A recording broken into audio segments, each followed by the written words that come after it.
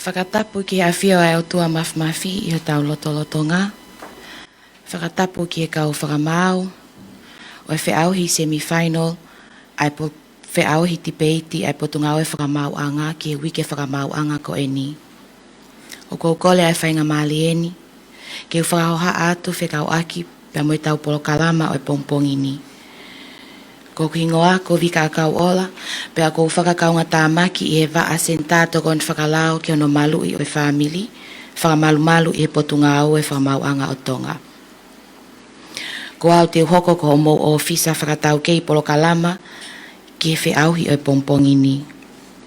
Ko kolepe, ki whama ala atu e tau polo kalama, mi e polo kalama kamata ki e whakaosi o e pompongini. Ko e pompongini foki, o ku konga lalahi e ua, aia koe whiauhi uluaki, koe konga uluaki ia koe whiauhi semi-finalo, pia koe konga hono ua, koe whiauhi finalo o e tipeiti. I e hiri e whahohaa, e whakahoko atu, e sa te kiafu, pe mei he waa Fakamaau'anga polisi ai potungawe, ai lotu kamata, hilia e whakahoko atu, e whitilangi whaanunu, koe taki o e sentato kon whakalau ki ono malu i o e family, e tau lea talitali. Pea koe ne osi ko ia, te tau hoko atu lewa, ki hono whakawheilo aki, o e kau Fakamaau, ki he fuafua kamata ko ia, o e whiauhi semi-finalo o e tipeiti ke pompongini. Pea hili ko ia, pea e hoko atu, ki hono whakamaala o e tau ngahi lao, mo e tuutuuni, ki hono founga hono whakahoko ko ia o e tipeiti. Pe e hiri whamala ala atu e ngai tuutuuni, te tau hoko atu lewa ki e kamata o e ngai whiauhi o e semi-finalo ki e pompongini. Pe e hiri ai ngai whiauhi ko ini, e whakaha atu lewa e kau Fakamaau, ai ola o e tau whiauhi. Pe koe ne hiri ko ia, pe a whakaongo atu, pe a moe timi, ongo timi o kuna malo i e whiauhi semi-finalo ki teu ke na hoko atu ki e whiauhi o e finalo i e konga ua ia o e polokalama ki e aho koe ni. Kai kehe he kai keu te whakaloloa o kou whakawhi i heni a sa te kiafu ki ne mea mai o whakahoko e tau lotu kamata. Malo. Malo, whae tau lotu, whampe te u lauha haki ves wholofola, ke Fakamaau'anga ke e whatongia o e pongpongini. Sa me uluaki, vesi uluaki ki he tolu. O be ono whakarea. Monu ia ka koe tangata koe gai fou i he whakakaukau o e whakaotua mate. Pe tuu i he hala o e kau whaikowi, pe nofo i nofo anga o haa manuki. Ka koe lau a sihowa a ene manako o kune whakalaulau loto, aho moe bo. Tene hange ia haa kau kua tō ke ngahi, manga i vai, aia o kune fua i hono tō kai. Kono lau fuke ui kai mai, pia neongo, pia koe haa tene whai, tene monu ia pe, ke tau lotu. Monu e ka koha monu e maumau haeki o kuofa. O ku ke kau i he mau ngahi lotu, mo e mau mea hono kotoa pe. Tua e o tua e ngahi whatongia o e aho koen. Ki kei hoko mai ho lau maari e maani o ni o whai ho mau take e kina mo mau whakamama. Pea ke eo ia i be ho mau loto. Ke mau whakamama o atu ki he awhiona. Mo mau nofo, ke mau manako he lao pe aho awhio. Tā apuak mai a ai whatongia kua mau kamatani. Koe mau lotu ia mo e mau whawhetai. Forward be a kalaisko alo. Ka koe a be ho mau whamo ui. Amen. Whamalo atu sa te kiafu i he lotu lelei, kua kamata aki me tāpu aki kua tuku mai ke tau kamata aki o whiauhi whakakiki lea ke pompongini. I e whainga maali e koe ni o kou kore ke a whitilangi whaanunu ke ne whakahoko e tau lea talitali. Malo. I am tasked to deliver the opening remarks this morning on behalf of the Ministry of Justice, and I'm humbled to take on this task. Please allow me to deliver these remarks in English. God's grace and endless love has brought us this far in this life, and with this competition in particular. And we ought to be thankful and acknowledge that first and foremost. I'm grateful for the words of wisdom delivered this morning by Mr. Satekiafu, and how fortunate we are that we are guided by the Word of God. I wish to acknowledge the Honourable Minister, Honourable Sami Vaipulu, and the CEO of the Ministry of Justice, Mr. Maleti Manakovi Paholu, for their leadership in enabling this initiative to continue this year, which has brought us together today. I also acknowledge all the judges for these two final rounds who have kindly given us their valuable time and support for the 2021 Justice Week. Special acknowledgement of Senior Magistrate Lopua Kuli for her time, for taking time out from your busy schedule. Thank you. I also acknowledge the participants, their supporters, friends, families, as well as colleagues joining us today. I also wish to acknowledge the Deputy CEO, Ms. Eileen Fanau, and also the staff of the Ministry of Justice.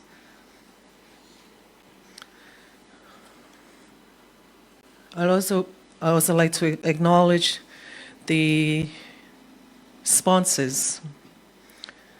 Special mention of the Tonga Lady Association as a major sponsor for the debate competition.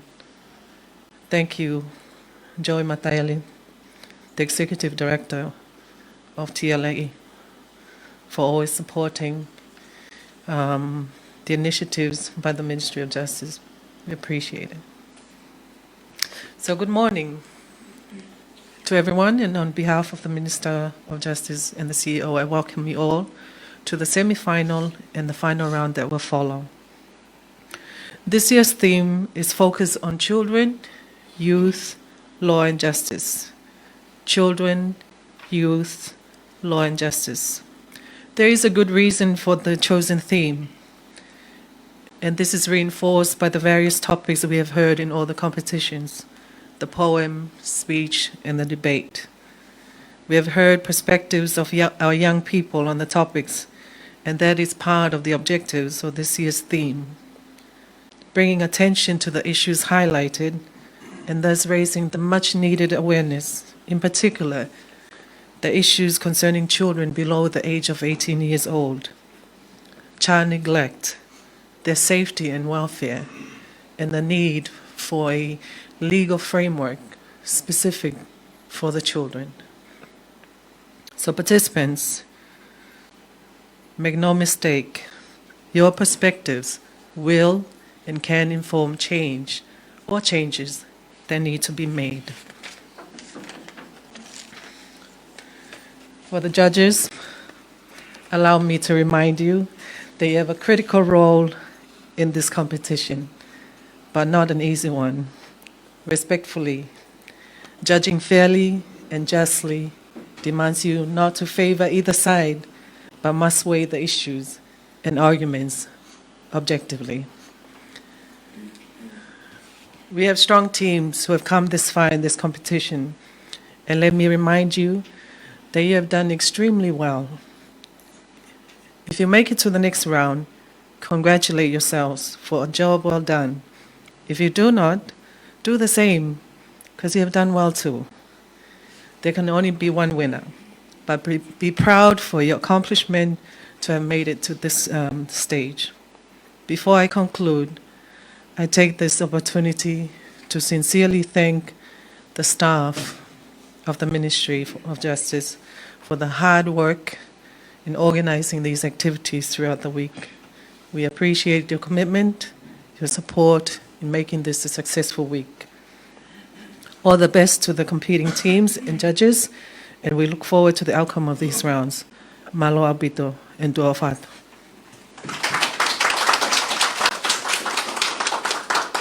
Whamaloan ka whitilangi whaanunu, whahoko e lea taritari ke pompong koe ni. E whainga male koe ni, tau hoko atu lewa, ki hono whakawhelo aki atu o e kau whakamau koe ia, ki he whiau hi sem whainolo o e whakikihi lea. Mo mea mai pe koe kau whakamau o nau toko wha, pe au whakawhikewhika pe koe whakamau uluaki, whakamau honoua, whakamau tolu, pe mwe whakamau whika wha. Te ukamata pe me whakamau whika uluaki, koe whakamau whika uluaki, ko se te one polutele. Koe ofisa maalunga eni, i he potu ngāue polisi, o kune ngāue, pe a kune taki, i he tawhaaki o whakamamahi api pe koe Domestic Violence Unit ai potu ngāue polisi. Koe whaafoki koe ni, koe tahaia o me mipa, o komiti kupwhekau aki, o nau ngāue i he elia o Domestic Violence pe koe Case Management Committee. Koe whakamau whikaua, ko Joey, Jolene, Mataele, kataka mo paspasi maya Joey. Ko Joey, Jolene Mataele, ko Executive Director ia o Tonga Ladies Association, pe koe taha fokia o kau co-founder o Tonga Ladies Association. Koe whakamau whika tolu, ko Ilaisane hala api api. Ko Ilaisane, koe Senior Councillor ai Tonga National Centre for Women and Children, pe koe senta whakawhonua ma ai kakai whewhine mo Longa'i Fanau. Pe koe senta koe ni, koe taha fokia o me mipa o Case Management Committee, o ngai komiti kupu whekau aki o kukau ki ai senta to kon whakalau ki ono malu i o family. Ta wau mai ki e whakamau hono wha, ko ane mailangi. Ko ane mailangi, taulahi ne whakakaunga tā maki, i he tawhaaki ai Ministry of Internal Affairs o iloa koe Women and Affairs, Gender and Equality Division. Nā ngā whakahoko whatongi ai ane mailangi, koe toko taha legal advisor ki tawhaaki koe ni. Ka i he lolo tonga ni o kune whakakaunga tā maki i he kautaha lao ai pōwalu loa, koe loea i he kautaha koe ni. Ka taki mo paspasi mai ane. Tau hoka toi pe ki ono whakamaala ala atu o e ngahi tuutuuni ki he tau whiauhi whakakikihilea o e pompongi ni. Pau peok mou me ahefo, kau whakamau, kai pehe ki he toenga o ongo timi ko amanaki ke na kamata i e whiauhi i he pompongi ni. O kou tui pe o mo osi awea pe a mou lavei ai ngahi tuutuuni o whakahoko aki ai whiauhi whakakikihilea o e pompongi ni. Aia koe ongo timi, koe ongo lea uluaki, ko ki naua o na kamatai ai whiauhi ko ia o Tibeiti, ko ki naua o oange e na tak miniti e nima. E na tak miniti e nima ko e ni, ai te na whakahoko ai, ahano ki o mai ki tau tolu, haki pui tu anou nou, whekau aki pa mo e nau ngahi poini, mo e nau ngahi Tibeiti, mo e nau ngahi whakakaukau ko ia te nau whakahoko mai i e nau Tibeiti. Ko e kau lea whikaua, whikatolu, whikawha, o nau tak miniti e tolu, pe koe nea o koe ia ki he lea whika nima, o toi miniti pe mo ia e nima. Whatoka ngā iangi, whekau aki koe ia pe mo hano toka ngā i o tau taimi, ko toko taha ko toa pe, o whia mau ke toi ngofua ke interrupt pe te ke whakahoha aha ke taimi o ku lea ai toko taha o klolotonga lea. Ko taimi e kamata pe hano lau o taimi, mi e taimi e kamata i ho whakahoha a. Hoko ki ai, koe taimi ko ia oktoi ai ho miniti e taha, e tā i mai he kautau hi taimi ai whawhangu. Pa koe ne osi koe ho taimi, e tā i tu oua ma lewa whawhangu osi ho taimi. Ai koe ne osi koe ho taimi ka pau oku ke kei whakahohaa, whia mā koe ne osi ai peia, ai taimi ko ia e whakamau i atu aki ai ngahi ai poini oku ke whakahohaa mai ai. Ko ia i ke toi whakaloloa, tau hoko atu lewa ki he kamata o e whiauhi semi-finalo, o ku kamata ia, i he timi, alaki whanua, FWC Youth, pea moe timi, ala taki whas moe awhi. Ka taki ka mo paspasi i mai ai ango timi koe ni. Koe ango timi koe ni, nai oange kia te knaua ai kaweinga o pehe mai. Koe whakamamahi i api, ai taimi o kuli e kinai ai Fanau. Child neglect. Koe whakamamahi i api, ai taimi o kuli e kinai ai Fanau. Koe timi ko ia ai alaki whanua FWC Youth o nau pōpō ki nau toki he kaweinga koe ni. Pea koe timi ai la taki whas moe awhi o nau whakawhipaki ki he kaweinga koe ni. Koe ai, all the best for both teams, kai kamatai tau whiauhi. Malo. Ko le ke uhu whangai ngai whakatapu ko o siaki e mo ake kamata whioi anga o e bongbongini. Ka ata mua mo oko ai whainga mali e koe ni ke whakahako ata ki pui tu a no pe ki he mau timi. Te utaranoa atu pe ai te mau taranoa atu i he mental, spiritual, social, emotional and physical. Ai te mau taktaha pe hengai ta whaako ni o taranoa atu ai pe. Pea koe ka veinga ku o mai na tō ospe tau whanongoa o ku ka ki mui ke mau kamata o ka e kore whamore atu ki he wheituuna e ka whamau e pongpongini ka tak whamore pehe ki tō mui mai e pongpongini ne ki alanga waka e ka mea vei motu pea ku whiawhia pehe tau ka whakataha i he pongpongini. Koe hange koe ka venga ko tau whanongoa i he pongpongini, koe whakamamahi api o kli e kina e whanau. Pea mau pou, pea mau tui tai te veiveua koe mo oni. Ake ngai poini koe ni. Taimi koe o ku ke ai mātu ai api, o ku nau hanga e nau toluia o tanu e Totonu e whanau. Ake ngai poini koe ni. Taimi koe ke ai mātu a, li e kina e whanau ia. O whewhe, ke tuhe mātu ai ha whainga maalie, ke lea mai whanau. He koe ngā koe ha, o kuiai pē Totonu e whanau i api. Nai whautau he otua, o kuiai tamai, o kuiai whae, pa kuiai whanau.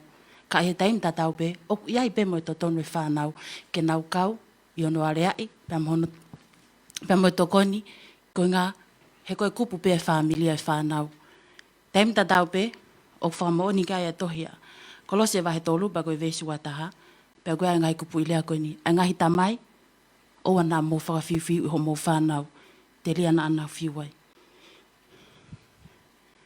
Koe poini hoko, whakatatau ke he mawhai, no whakoi api, o kua e tamai, koe ulo e whamili, mo e whae, pia mo e whanau. Fusi pe he tamai, hono tuunga koe tamai. Kai whewhe whanau, o kua e leo e whanau, o kua e whie maa o e whanau, o kua kai koe tamai pe. Koe mea ulahi ai mawahe whanau me api, koe ngā koe ha, kono fusi he tamai mo e whae, e nau Totonu, kai ke tuku e whanau, he oku ai pe e nau Totonu, mo e nau mawhai, ke nau kau he taranoa e, ai whakalele o whamili. I kai koe ape, oku he taime ni ihi, o wili fia e whanau. Ko ngā koe ha, koe fusi he tamai, pe mo e whae, hona mawhai, kai ke si tuku ha whainga maarie, ma e whanau. He kui ai pe mo e Totonu e whanau, ke na kau hono tala noa ai whakalele ai whamili i api. Ko ngahi ahoni, hori pe tamai mo e whae ke tūtuoni, kai si whewhe whanau ia. Tara mai koe whanau, nai whaak mea si hova, koe whakakoloa ke ngai whamili, pea kui ai pe mo e Totonu ai whanau, ke nau kau hono tala noa ai whakalele ai whamili. Koe whakamamahi i api, o si wesia e whanau. Iai e taime ni ihi, wili fia e whanau ko ia koe whaitau te ai api. Pea hoko ai o nau mawahe mi api, lahi ai e nau he ngahi ta au e Longa'i. Koe ngā koe ha, koe whakamamahi koe i api. Ai tā fulu, ai ngahi lea mamafa e tamai mo e whae, o whai ke whanau i api.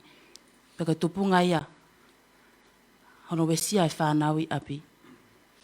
Koe ngahi tā mo e whakamamahi o whahoka te kinau tori api.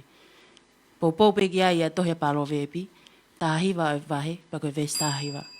O koe ngahi lea koe ni. E hoko e tau te ake he tangata o whaita, he ka pau te ke lo maki ia, te ke toi fiu pe hono whai.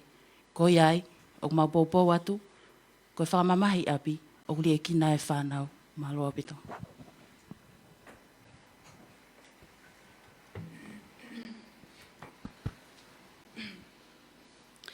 Kore ke hu whangai whatapu ne ka mata aki e polo kalamani, ka e tā mo ki mau tolu la tak whasme awhi, ke mau tuu ke whakaikai i ai ka venga o e ahoni.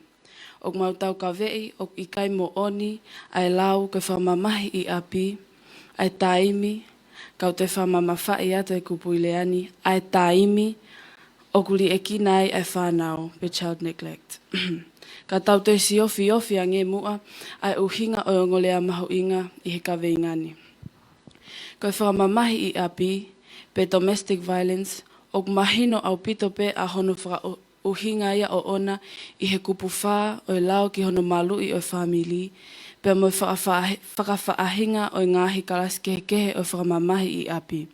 Ka ok mahu inga ke tau mahi noi, ok whakahoko ai ngahi whakamamahi I api, aki haloto aki, ai tō taha ok de whai ai whakamamahi, pe intentional, ke whakamamahi ai tō taha mamahi.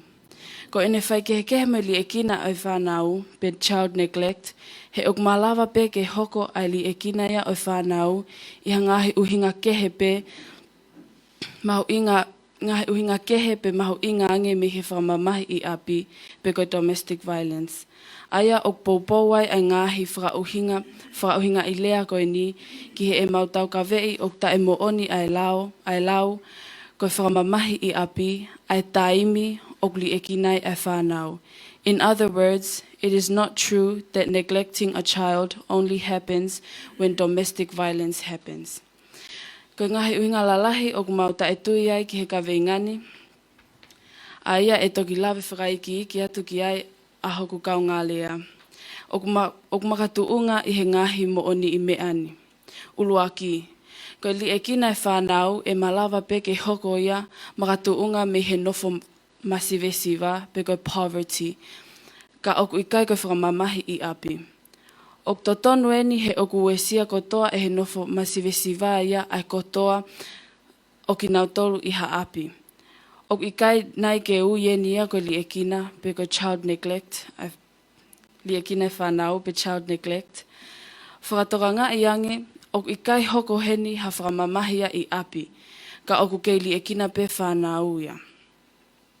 Whikaua, e hoko pe a hono li e kina ia o whanau, makatuunga me ha whakamawahei ai mātua, I hangahi uhinga o I kai pule pe mawhai ki ai hataha o hange ko ha mate ia ai o ngō mātua, pe whakamawahei ki naua me he whanau makatuunga I he COVID taha hiwa, o mo unofo ai mātua I muri kai si li e kina whanau I tongani.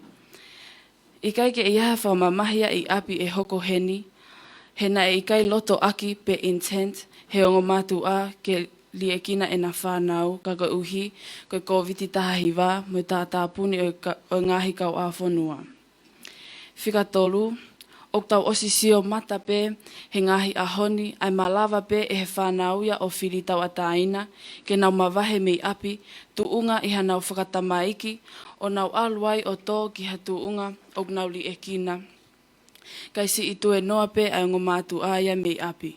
Aia ok hoko pe ai li e kina ia e whanau, makatuunga pe me he e nau whiri tau ataina. Tuku mua ke whakaosi aki ai whakawhilo aki ko ia, o e mauta e tui ki he kaweinga, ko whakamamahi I api, ai taimi ok li e kina ai whanau, aki ai mea mooni ne hoko I tongani. O au ki he Fakamaau'anga lahi.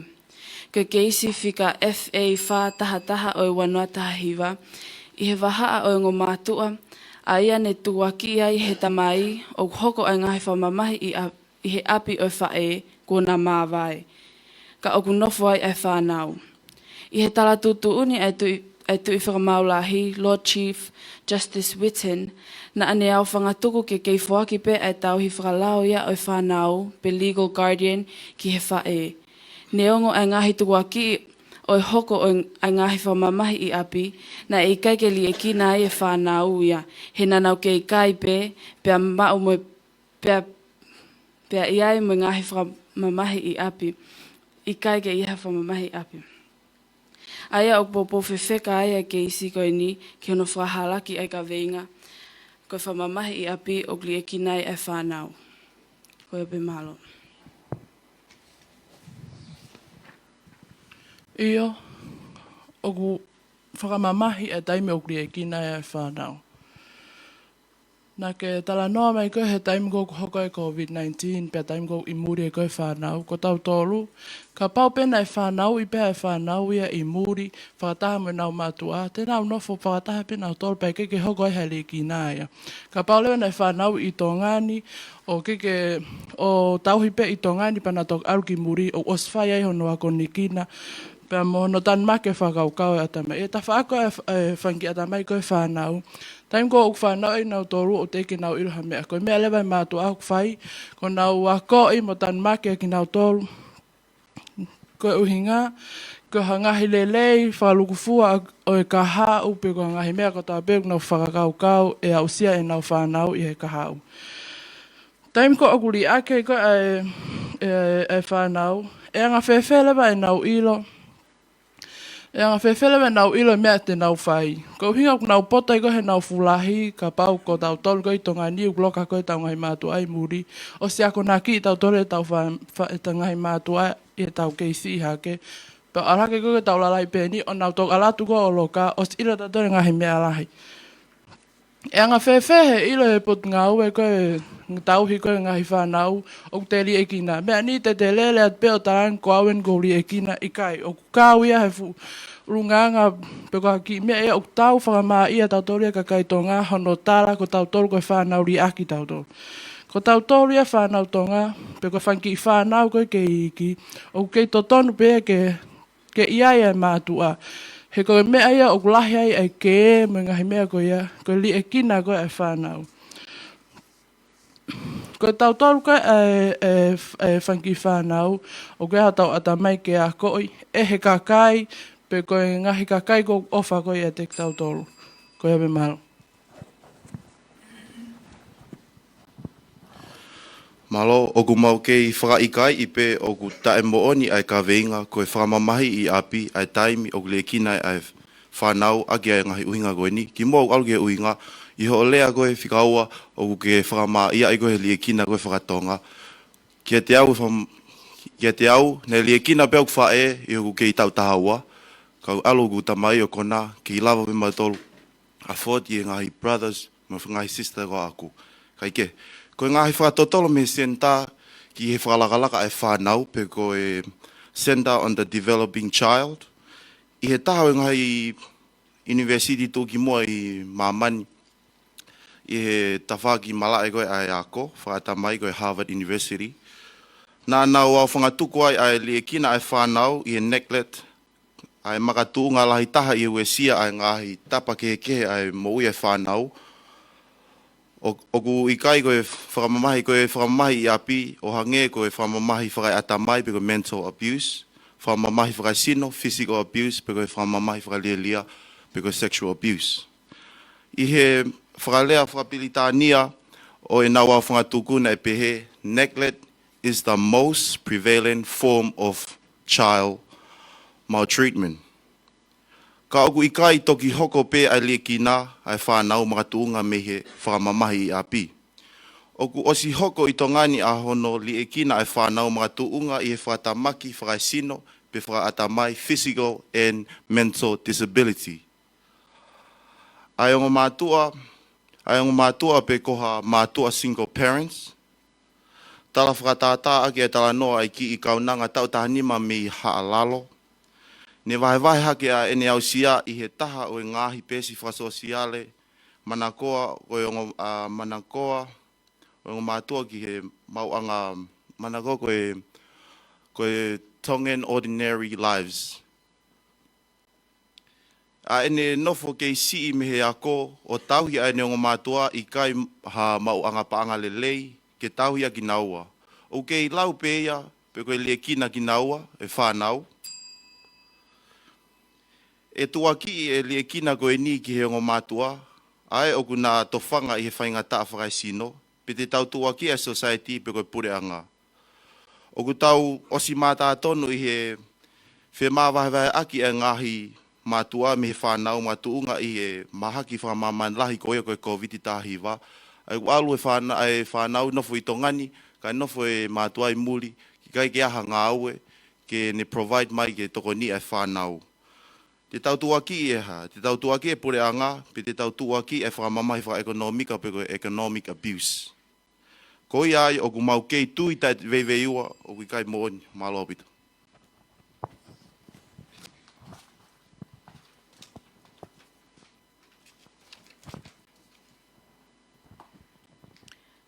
Malo opito. Kau whamau. O ikai pe ke mau loto, pe te mau ke tau kawe i pe, o ikai ke hoko ele i kina e whanau, i he taimi o whakahoko e whakamamahi i api. Sai, o mai ange ha mō ngahi sos, ma mō ngahi whakamooni, o ku hoko ele i kina e whanau e whakamamahi i api. He o gei e ngahi keisia, o ku awe ki a polisi, pe ika ia ue ke Fakamaau'anga, ko hae uhinga, ika gea ha evidence, lelei, ika gea mo ngahi makatuunga lelei. Ka whamau o ikai pe ke mau, te mau ke whakaikai ipe, e malawa ke li e kina e whanau e whamamahi api, ka o ku mau whakaikai e ka wenga e li e kina e whanau e whamamahi ko i api. O whakatatau ki he lea koia e mau whikauraki mo e mau whikaua. O ikai toke hoko e whamamahi i api. Ka ukei e ngahi e li e kina e whanau ia o ikai ke hoko pēa ko hui ko domestic violence. Ka e malawa pēa ke hoko e li e kina e whanau i he nau whiri tau ataina. Pea mo ngahi makatuunga nei o haki he mau whikauraki mo e mau whikaua.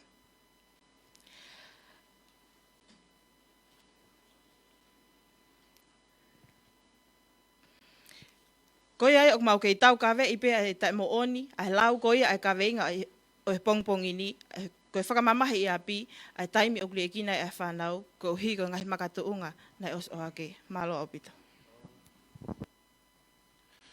Iyo, o whamamahi e kina, o whamamahi a taimi o kli e kina e whanau. Tau peheperi e kina, ko hame ai au tai toka ngai ki ke tau ke lehi. Pau kia hono uesia. Hono uesia whakalau maari e koni koe e hono ri e kina ko e whanau, o ku malawa i ke holo mo lari whakalau maari e whanau o anga pehen. Whakatata ken, taimi ko matu ko tau ngai family, ku iai ki taimi ko whakafamily api, ki lotu mo whakataha mo family. Ka pau e ri e kina he o ngā matua e whanau, o ke nau whakahauka ngahi o wau peheni, ka me hau ke whanau, tu e noa bai ke nau to e lata mai pe ofi mai, e nau tunga whakalau maari e ke una ke orunga. Pea ko tae atu ai poini whikaua, e ne pehe kone ane nai, nai ri e kina ia pena e tokonia pene ngahi, hene ngahi toko ua mo. Kai whewhe rewa aki nau tolu ia o toko taha pe. Whewhe aki nau tolu ia o toko taha. Pea mo e tae me whika tolu ho pehe kon koe, ai ngahi o mea o mai ki whare hopo pa kike mau hane ngahi sos. Ko ki mau tolu ko ni o kia iai ni ihia te ki mau tolu o i he mala e o iako, i lo kiako. O where i mau sio e whakaaho pe ke whangi whanau e ni ihiai, o kue sia nau ngahi mo ui whakaako, koe uhia. Pa ku mauhanga rewa mau tolu ia o whakatotolo interview o toko taha ko ia. Pe ku hai mea ko lahi tahi a te nau tolu, palo pare mai api. Ue sia e nau ngahi mea whakaaho. Taim tau tāna ke ai mo mea. Tāna mai nau tolu ku kike tokanga nge nau api ki ai. Sio ko taimi kuri e ki nai whanau. Lahi ngahi mea ia o ku holo ai e nau tuunga whakamo ui ko ai whanau. Tau te whito ki he ako. Pe hefo ke nau tunga whakalau maari e. Ko ia pe malo. Maro, ka pau e ki wawawe tuku ki rea katak pe kulahi api tuku poini aku. Koe, hope mai koe whikatolu ke kume mau sos, of course, o koe mau sos. Koe, te ki tae pe whikaraki, whikatolu, ka pate mo whakatoa ngai. Na mo tarana mo muto ke free will ai whanau, ke whitau ataina ai whanau. Matu ka tolu tau ataina pe whetau whiri. Pite ta o ke negative side, po positive side, ko ha ho reflect, ko respond ke fui problema ko wa strategies ke. Ka taki pele a whika whā ki i ta awhia tu pe koe, whainga maari e koe ni koe whika whā ai timi koe ni ka taki pa ki tō hoko mai e. Malo.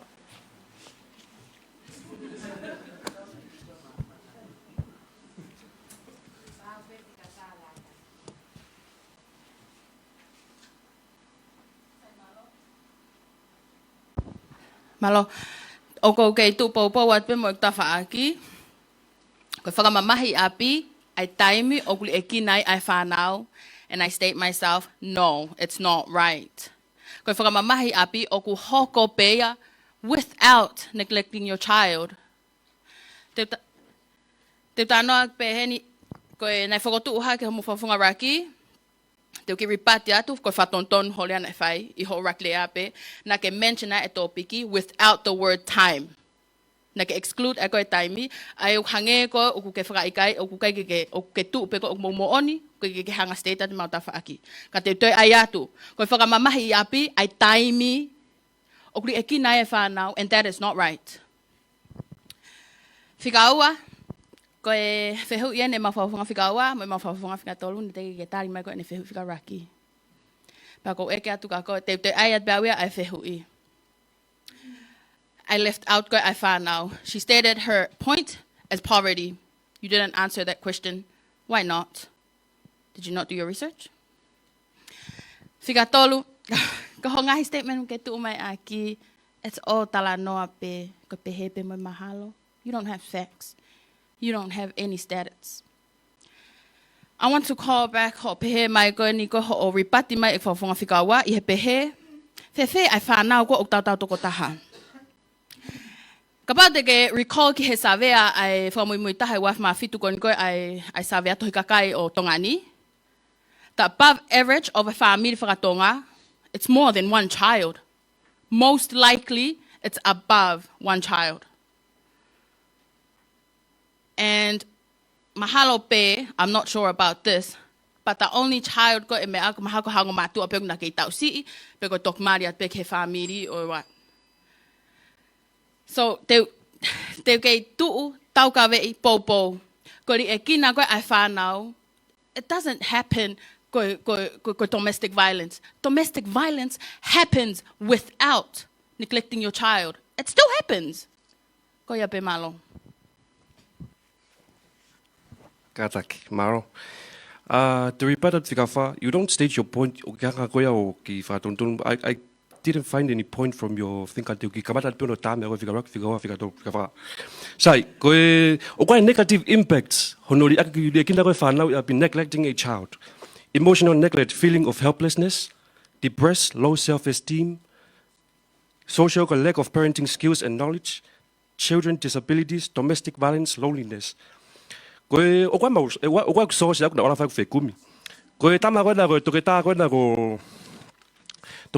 Taylor Robinson, PhD, Harvard University at Harvard Law, Crime Victims Institute College of Crime Justice.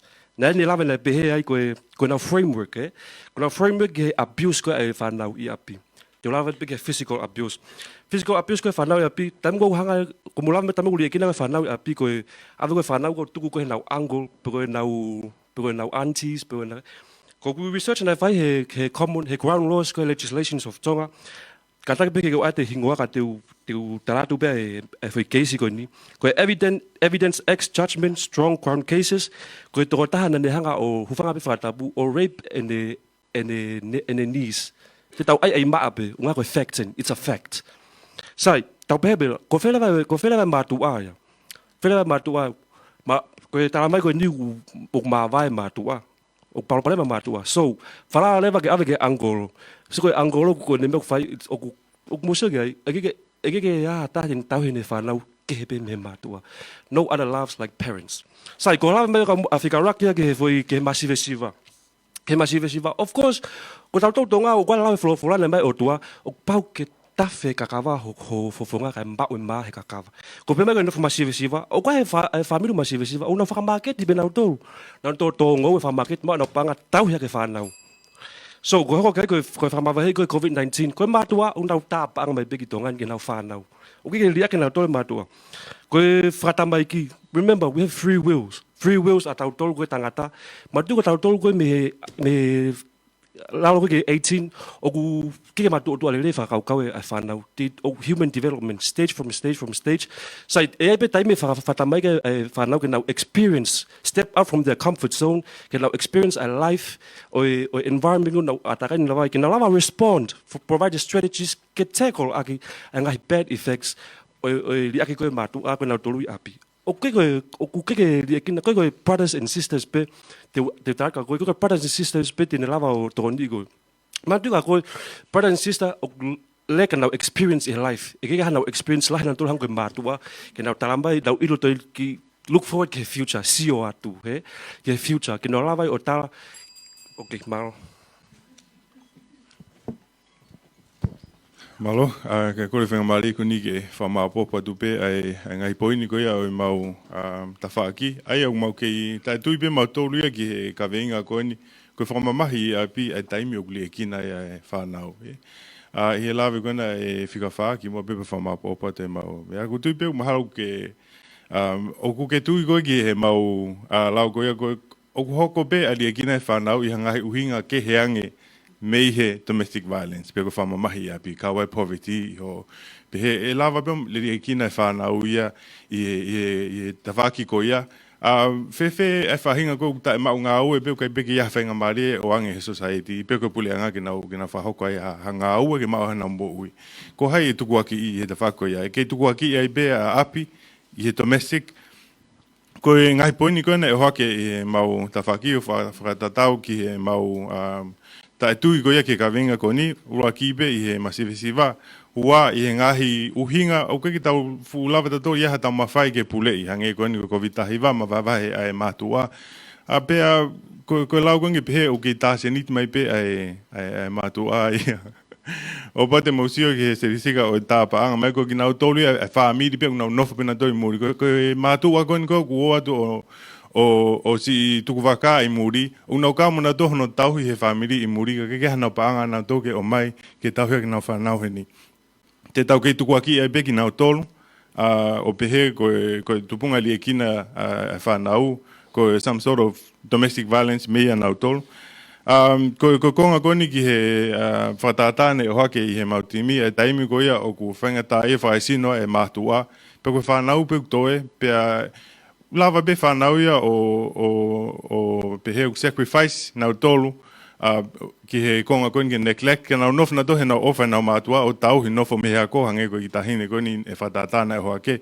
O ke ui na i beia ko i child neglect, te tau playment ko behe ko domestic violence, neongo ko ko domestic violence eni, ko ofa ia whanau i nau mātua, nofo mehea ko, Waisi ai no ka hau i te whakawhakaako, ke no whaia tauhi ni mātua, o koe ki toi lava ha mea, ke lava tuu, ki whahauko no whatongia e. O koe ki ha domestic violence ia e.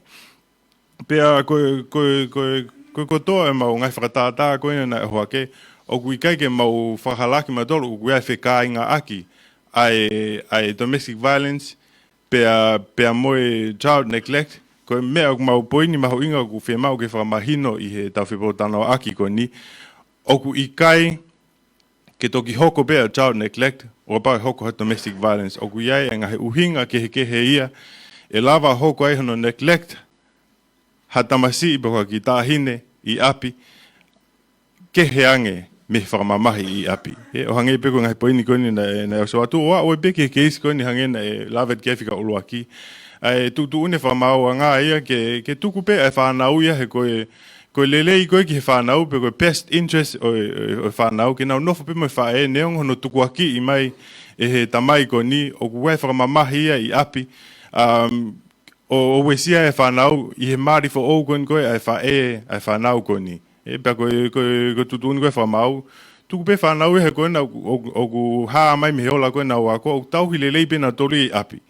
Neong wai hangai mea ko ki tau tolu i he ni ko tui pe pehe pe pe mo ki mau tolu i he tawhaki kone o tui ki ai. Ni tau tupu ake i api e iai pe haki form of domestic violence e hoko i api o tau osisio ai. Ka ko au i he ku tui pe me mea ne wau sia ne hoko ai whamamahi a koni api ko ha ako i ka au. Ako e kia au ke usio, e keke tue fōua tau iha hala pehe, e ko usio ke nunu a kovi. O koe koha, e keke, nei kei lewa ke hoko ia koha pehe koha, li e ki nau i api nei hoko ia koe ako kia te au. I will never become that, because o te sio atu pe koe nunu a kovi e hoko ai. So, o mau kei tui tau ka vei pe, e mau tuu ke whakahalaki a ka veinga koe ni koe whamamahi i api ai taimi. A taimi o gli e kina ai a whanau. Pea koe whaosi be, koe correlation koe koe kāinga aki a domestic violence, pea mo child neglect, o koe ke, it's not always positive. O pau pe ki a taimi e hoko ai, ai li e kina ai a whanau, mea ngai uhinga ke heange, me whamamahi i api. Malo.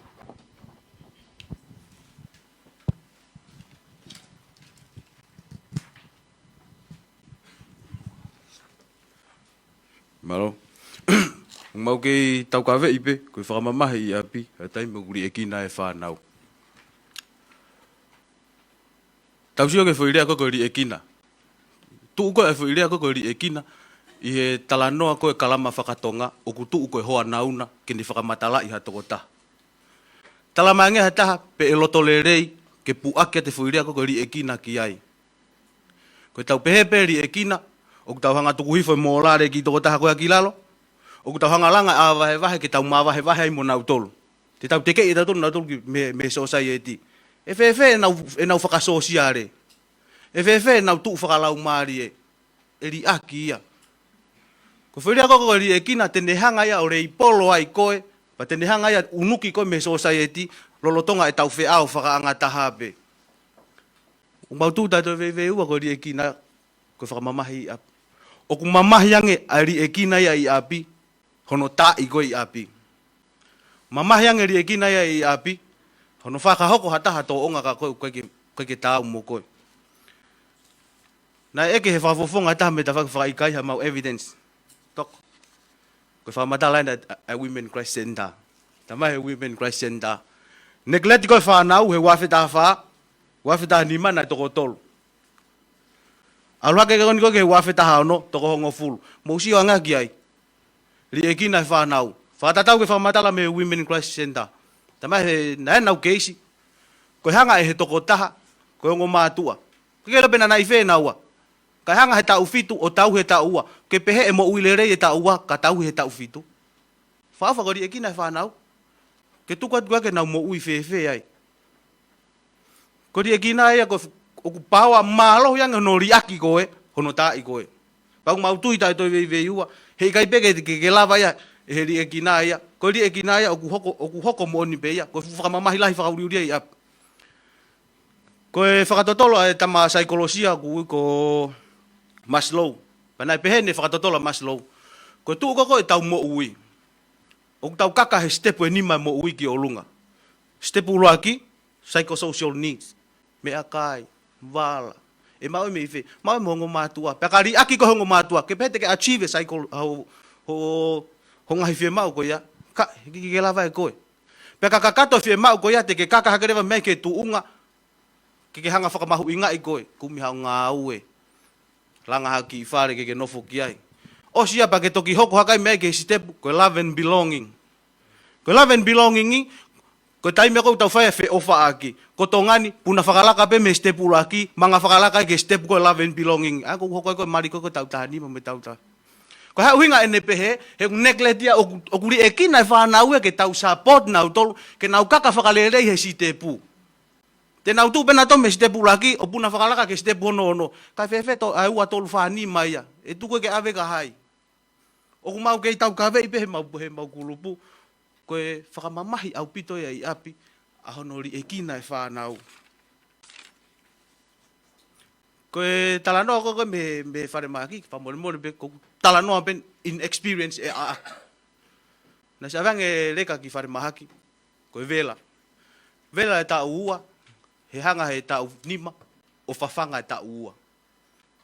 Koe negletia. The question is, ko whe whae, ko whe ongo mātua. Ka pau o uhu ka au, ko tokoni ki he reka. Pa whe ai e taha ke he. Koe ai mau tuu tai toi vei ua. Kai ke tokanga e kina he mātua ai whanau i api. E whe safety e kau reka. Whe nau self and security. E i whe ia. Ko toi tai toi vei ua. Ko e huka e sexual abuse. Abuse ko e whanau. Ko neglect no tau he tau whanau. Kai ke hua ka toi uhinga kehe. He koe tau langa i pe tau tole. Ai tau hanga malu i koko. Tau mo tau tokanga i kina koko e tau whanau. Pa e malu pe whanau i loto pe ia te ia pe. E ala mai e ngahi waa mei tua. I abuse. Violence. Koe tau pehe koko koe tau tolu ku ngaku kai ke hatau se niti ke. O fa mai ka tama. Ko tongani eni. Ko uta e. Tama he imi. Pakapau e hala uta. Ko tahi e ku where mea ngahi mea. O mai whakatau atu aki ke maua hatau moui. O te tawanga tatolo tuku aki. Kono ri ekina ko koe whanau. Kau toi ai atu pesi o kau ngati peiti. O ku mamahi ang eri ekina e whanau. Hano kalu se whai koho tangata eiki. Ko ia pe malo.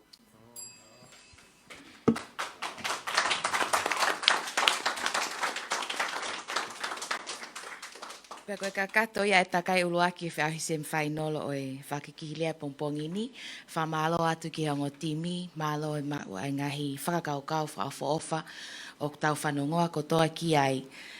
Ka taki ka mutu e paspasi i mai ai timi ko ia alak whanua FWC Youth, pea moe la taki whas moe awhi.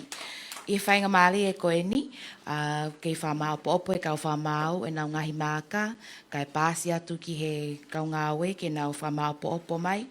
Whainga maali e koe ni, ko loto ke acknowledge ai pe ai kau sponsor o e ngahi whi au hi ko ia o e Uike ni ke Uike Fakamaau'anga. Ko e TCC, Digicel Tonga, ko e Panke Whakalangalaka o Tonga, University of the South Pacific Tonga Campus, ko e Tonga Ladies Association, ko e ngahi kautaha e ni pea mo pēhe whoki ki e DFAT Australia, ko e ngahi tokoni e ni na nau whakahoko mai ngai sponsor of Malawa ke whakahoko ai e tau ngahi polokalama whi auhi ko ia ke Uike Fakamaau'anga. Ko ia o ku mamata mai whoki kakai me mamani ki he ngahi whi auhi ko e ni o ku live stream, ko e uhi ko ngahi tokoni mo sponsor a ngahi kautaha ko e ni. Ko ia o ku loto ki acknowledge a ngahi kautaha ko e ni, malo pea o kounga o pito ke tek mautolu a mo ngahi tokoni ono kotoa pe. E whainga maali e ko e ni, o tuku i ke kau whakamau, nā kuia nau ngahi komeni, whekau aki pea mo yongo timi, he osi ko ia e nau whi auhi, o ate whainga maali e koe ni ke kau whakamau, malo au pito. Malo. O whamore atu pe. Koe uhi ki he whainga maali e koe ni, o korpe ke u whanga te ngai. Tongatapu oso no whai he muaki o e whiau he utau whai. Whamalo atu ki he potungau e kuhanau tolu ai polokalama o e pongpongkoin. Pēwhoke whamalo atu en ki he kau tipeidi. Ka ui ko e whatongia o pongpongini. O ko mia te au o ko ikai ha whainga mi e te loto ke ohaki e pongpongini. O kai pe ki mea si be o ko usi o kai. Ko mahauinga whoki o kawenga o lua ki. Ko e whakamamahi ko i api o kuri e ki na e whanau. O ko mea be o ko whakatoka ngā i. Si au pito poini o mai tatau loo pe ngota whaki.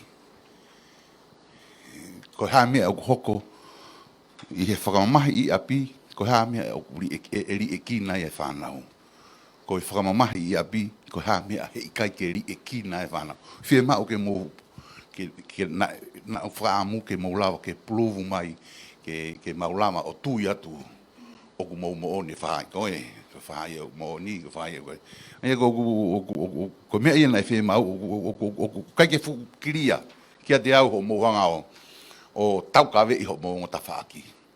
Iai bea ki mea u asmai, ka ulahi ange be ho kia te au, o kai ke whu maala ala, ke te hanga whakamahi noi.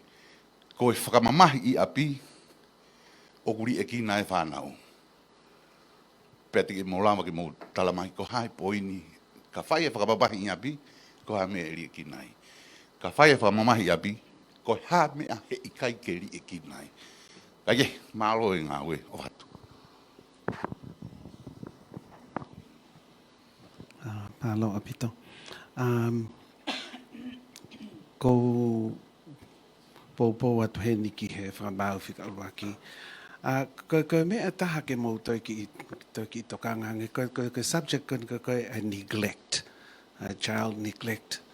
I'm a parent, I'm a single parent of 3 adopted children.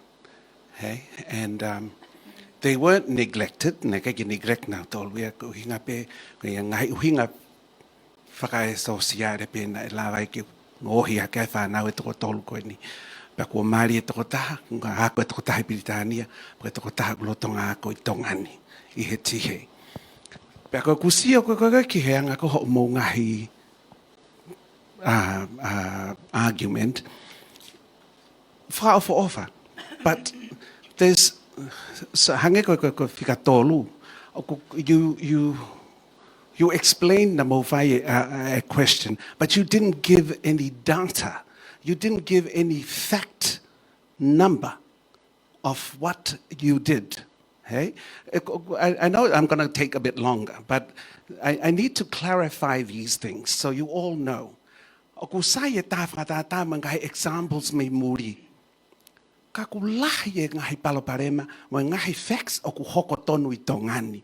O Totonu ke mau o mai. Pakapau ha mea ke mamahi ai ha family, you need to bring it out. He ko tau palopare mai ai ko tongani, ko kai ke tau lava o rea aki e Totonu, ai palopare ma o kuhoko. Ko uhinga ko e sio, ko e sio mai toko taha e kaunga api. Oh, ta ko e family aku ha meha. Hello, the end of the day, it's your family. Ko lelei ho Fanau, mo ki family, o fie ma uia ke mo po tala noai, angai palopare ma koia. You need to get the facts. Tukwe aya ke pehe koe mā ki he hā mui hā. No.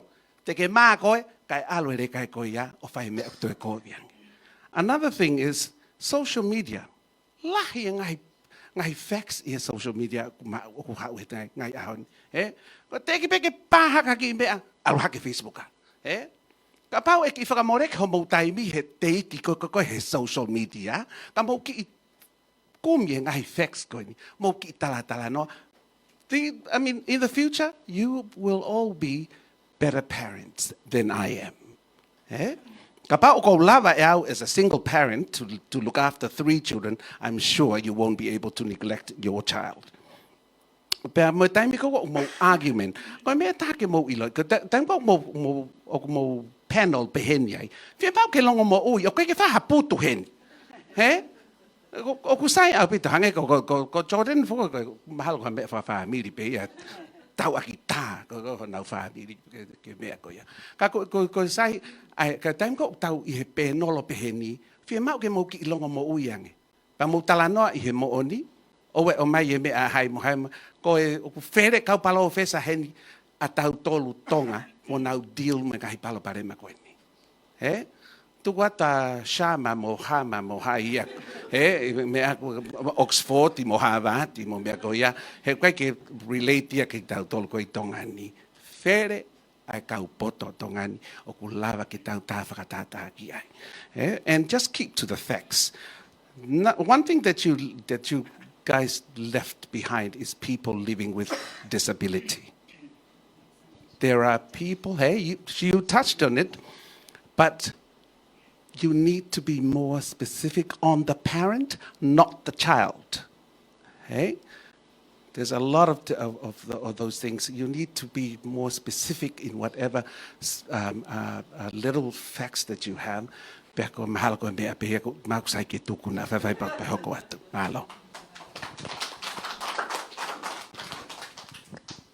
Malo au pito. Ko le peke u hoka atu pe I he whakatala noa koe ni ai ongo church ki mu ai te au. Ka oku mahu inga au pito ai debate oi ahoni. Whamalo lahi kia whitlangi mo ne tawhaaki. He koe ngai mea inu oku hoko tonu. Pa ko loto peke u tala noa I he whakamamahi I api. Koe whakamamahi I api, koe tā, koe ngahi lea tuku hifo. U whakai whakatapu, koe whakamamahi whakalia. Whakamamahi whakaekonomika. Pea moe whakamamahi koe ni oe Fanau. Koe mea te o lawe atu ki ai. Koe li e kina, taimi ko li e kina I e Fanau, e malawa pe, ke li e kina pe Fanau koe ke whakamamahi I api. Koe utala noa eni me e kua usia, mo experience a e ngawe. Hange koe whakamatala a vika kau ola, o kou whakaunga tā maki, e ta whaaki koe ni a e senta, whawhanua e kai whewhine moe Fanau. Koe neglectia, pe koe li e kina koe ai Fanau, o malawa pe ia e hoko, koe ke whamamahi I api. Ka koe tōpi koe ahoni, koe whakamamahi I api, koe taimea o li e kina e Fanau. So koe ngai whakatala noa na mo o mai, o kou to'o pe a ngai mea, ke foki moe a hoka tu aki. Ka koe kutari, na wat ko toa pe ia, e whakamau I ahoni. Malo o whātu.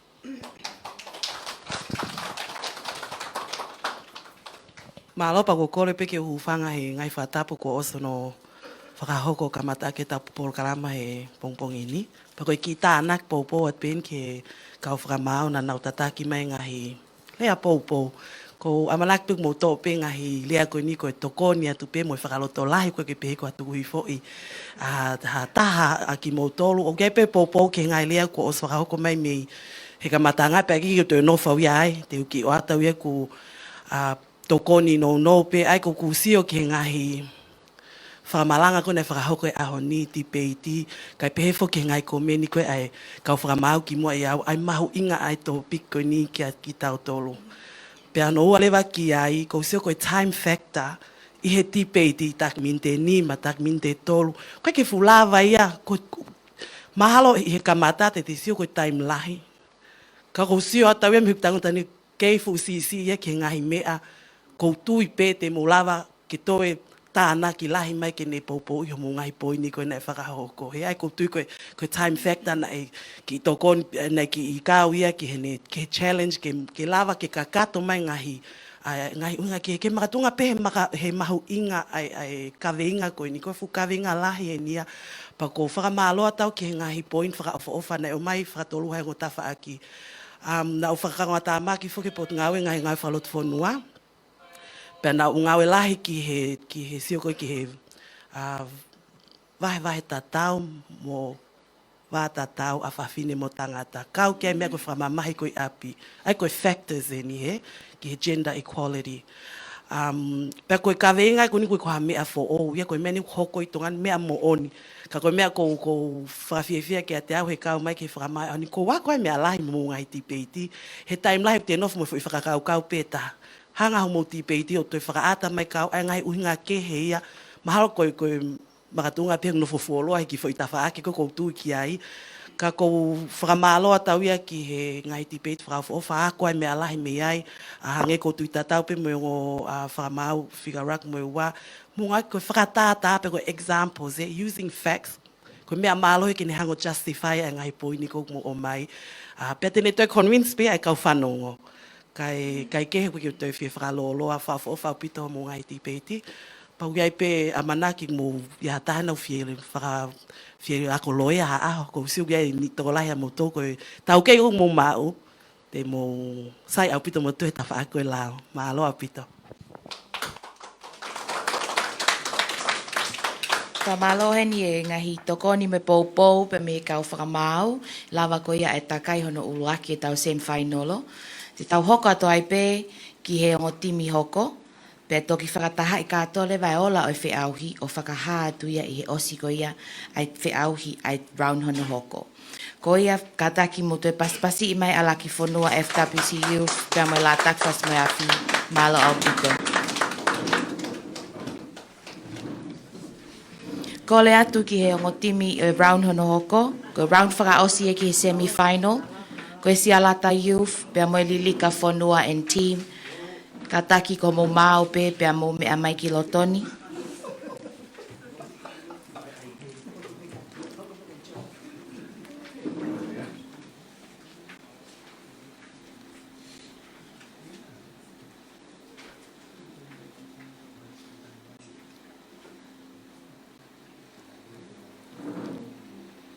Si alata youth, mai lilika whanua and team.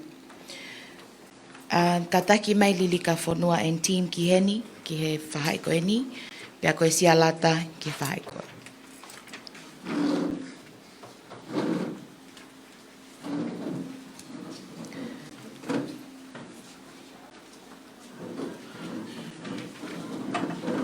Kataka mo paspasi i mai o ngō timi ki he round honoa. Pe koe round whakaosi ni takai whakaosi o e semi-final ai whiauhi lea whakikihi. Koe o ngō timi koe ni, nei oange ke te ngāua ai kaweinga o pehe, o ku iai ai whie mau ke whakotuu e he pule anga, hatokoni whakalao ta e totongi, ki he kakai kotoa o Tonga, o ku masiva whakapaanga ki he whahinga tokoni whakalao, kai ikai whakangata-ngata ki he whakamamahi api. Aia koe taimini foki, koe ngāue kok mau whakahoko koe sen tātou koe whakalao koe no malue whamili.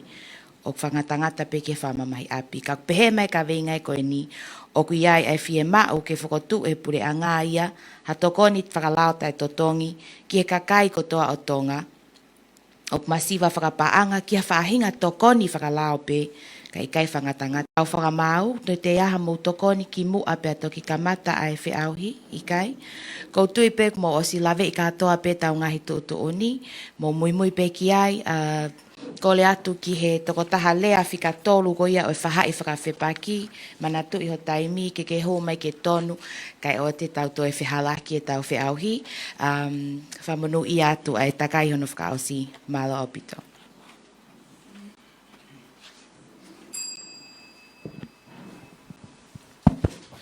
Ko le peke hufanga ngai Totonu, tapu ke otua wawhi Tonga, tapu ke kau whamau, tapu ke o kumau kau ngā tipeiti, pepe ke kau whanongo. Ka ata mo mo ki mau tolu ko lupo si alata youth ke mau talanga e te kawe inga, mo mau whaka iyo, o kuia whie mau, ke whakotu he pure anga ha tokoni whakalao, ke kakai kotoa, o Tonga o masiva whakapaanga, kai whangatangata pe ki whangai whamamahi ko whahako i api. Uruaki pe, koe tau tunga wha ekonomika, mo taimau ngā ue, fu mau lalo pita i Tonga ini. Pea umahalo tau mea i kotoa pe, pau tau sio pe ki ai he le koti koe taimini, ko taim COVID ieni, kau ke whetuku pe kau tori ko uinga ko tuunga ko mau lalo koe tau wha ekonomika koe. Iho tau society i Tonga ini. Ta tau pe mo taimau ngā ue, me lahi whainga maali e mau anga paanga ia a tau toro tau kakai Tongani, kono whaau tatu e kakai, ta tau pe tangata mo whine ke he tori. Si au pite tunga whapaanga. Pea au whia mau ia ke pure anga, ke na hanga whotu ha tokoni whakalao. Mga tuunga i he tau vai tau kawe i he weekendi, e potunga o koe Fakamaau'anga. Ka whahoka taha hia, tau behepe ko tō taha ko niu inoseni. Une whahoka hia, pea keki ahane knowledge ana whikaku mo mea whakalao, hala haseni te ke totongi aki, haloea, ke whahoko hono whamau ia i Fakamaau'anga Totonu. Ko ni whia atbana o pehe, ko halaia, arupik tori, keki whia haseni ti ia, hala hapaanga ia, ke totongi aki haloea. Pea tau mea i pe loea, ko kakai whainga taa aini, i he anga tau tu e society. Ko loea o totongi, pea o kupau ke totongi, whainga taa ke ue i he ahoni, ko uhinga, o whema wai ke tau kawe e kawe inga koe ni, whakotūha ngahi tokoni whakalao tai totongi. Ka e lava ke tau wau ke ngahi loea koe ni, pea tau wau ki Fakamaau'anga Totonu, aini o tau kawe e pot ngā ue koe ni. Pea kou tui o mahu inga au pito kawe inga koe ni, ke tau tari iyo ki ai. O whema o ha tokoni whakalao. Pea ko taha, hange o whakapala taha nai, hufanga whangatapu. Naku ai pe Fakamaau'anga Totonu, ke kakai pe una worth, mea ni ma, whewhe kakai masiva. Tau sio pe ki tau moi whaaho, lahi au pito pe nofo he veha la. Whanki crime au ke hanga he kakai ni ihi, o iloi, anga he mea whakalao ki mua, pe au ki ai ki Fakamaau'anga. Ngata pe nau tolu ia, i he tari hala ia pe. Ko uhi, koe ki nau maa nau toha se ni, ke nau honga totongi ngai loea koe ni. Pea tau ilo ko sio loea, wai whima ke heki ai. Pea ka te whemau ke hae loea ai whare hopo, ko te whima ke heki ai. Pea kou tui, o Totonu au pito pe ia, tape mo ka whamau, ke ai he pure anga, o whemau ke whotua pure anga, ha tokoni whakalao.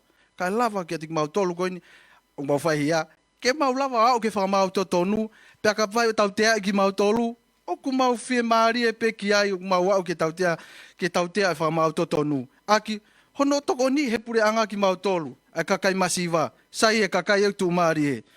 Kono hoko pe, ko tau culture, o kulahi e hanga he tau tu ngā anga whaafonua, unga whaafonua, o e sia, a tau alu ke hange pe koe lava tauwi, o kulahi no hanga he tau unga whaatonga, o kofu, ai mo oni, me he tau hanga o exposed ki tua, ke iloi, ai mo oni mea, o totongi au ki ai, ko i ai, o mau kei tau kawei, pia kei tau kawei, whataata keni, nei mo tua, nei huma ene mea whana, koe hopo ni he wiko osi, koe mea mo onien, huma ene mea whana, puke kau porisi, hala ke ilo ia ka mea whakalao, hala ke hase eniti, tari halaia, aru ki Pilisone, Kai fuki ha me ai pureanga ke na fotu ha tokon whakalao. Ke si tō ni mo tu agoni kai lawa ke au ke whamawanga totonu. Koia, o mau tau ka vei, tonu pe ke ha tokon whakalao.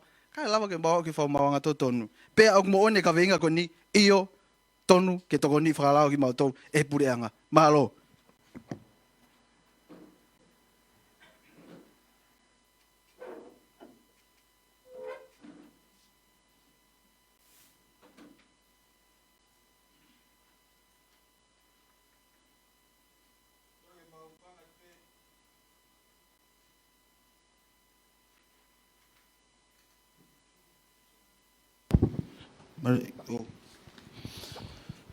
Kore ke mau whanga tui pē ngai tarwha tap ko oso nā whaki. Kai tā mau tolu mau lawlawa ki ka winga. O mau mātu aki whawhapaki a ka winga ko tuku mai. We do not believe that it is necessary for the government to provide legal aid services that includes all legal services and not limited to domestic violence cases to everyone who cannot afford legal services. We're not ever advocating that we discard the poor.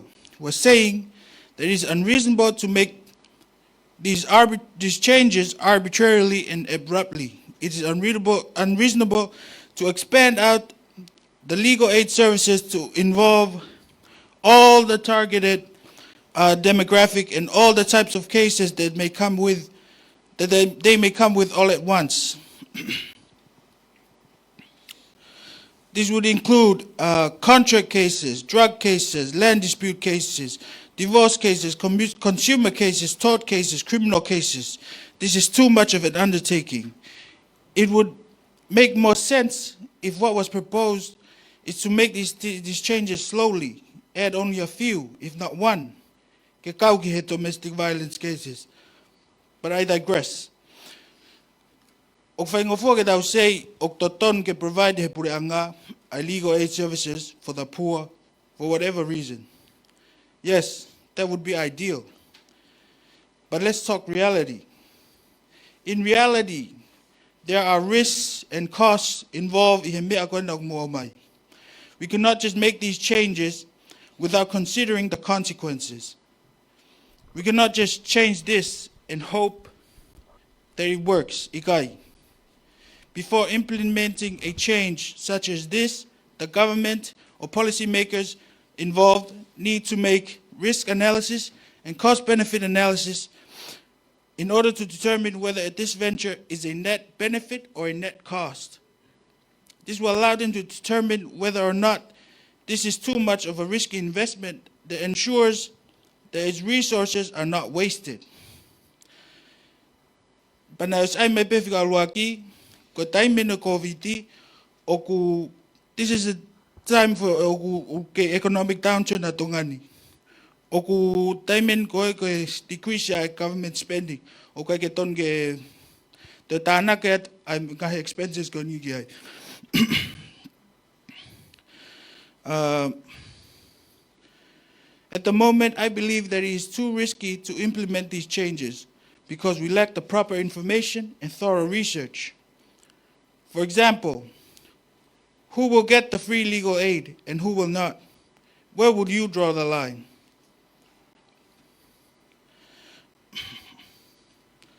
How will you know for sure who can afford legal aid and who cannot? People can lie about their income levels and abuse these services that you are proposing. Can we afford it? There are too many underlying factors and variables that you need to consider first before, and there's too much groundwork that needs to be done before you can even begin to make such a huge undertaking of encompassing all the entire targeted demographic and the spectrum of cases that come with them.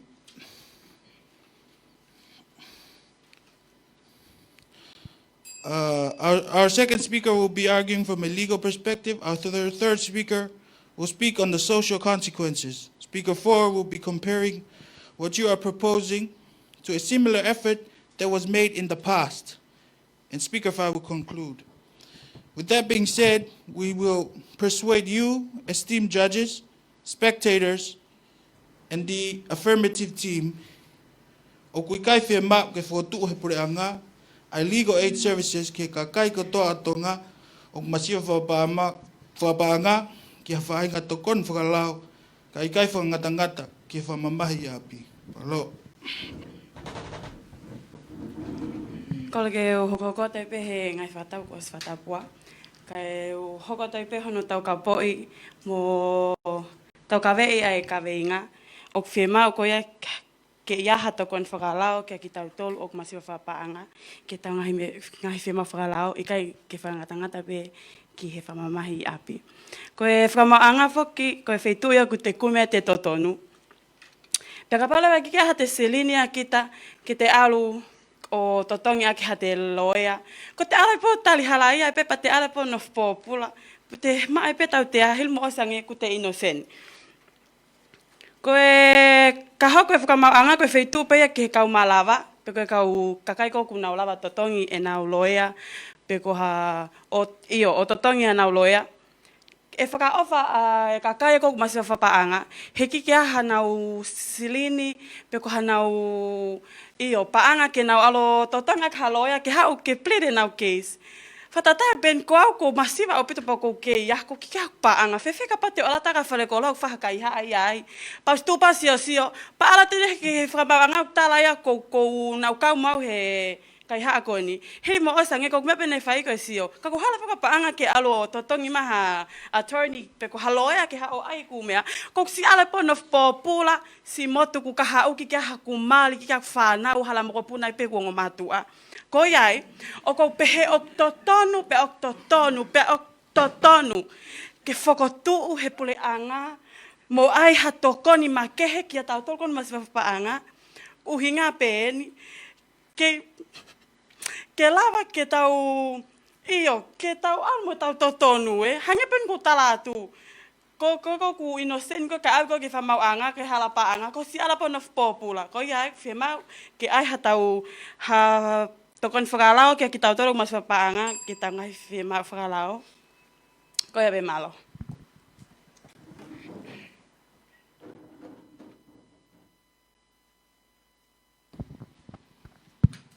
Thank you for the opportunity.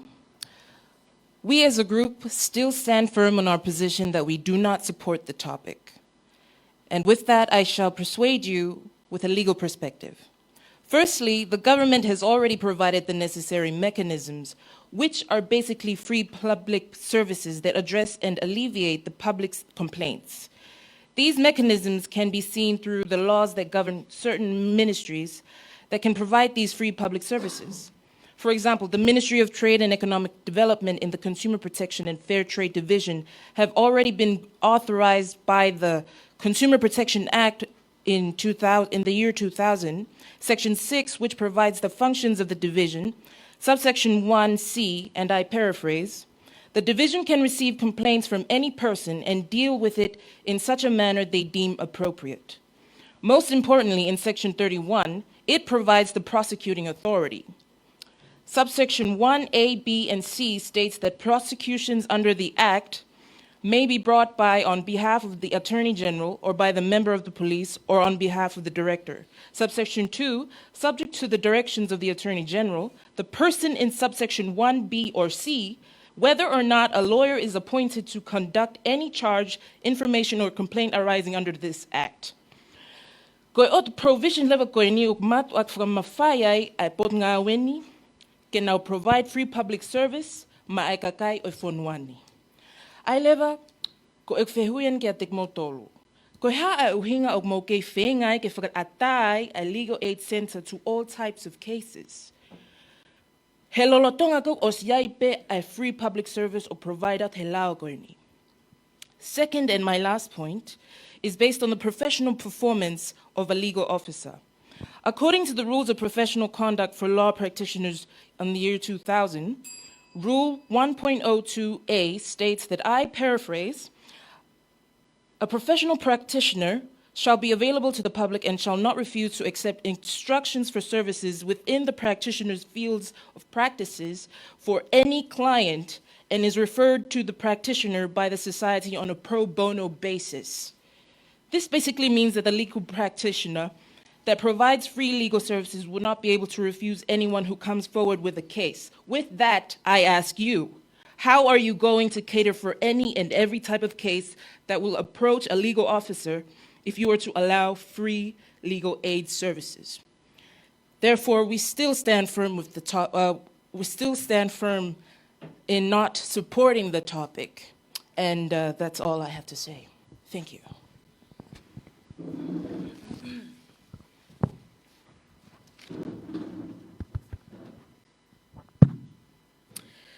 Malamba o whenga marie, kautu ke uhanga o whakaikai ai ka weinga.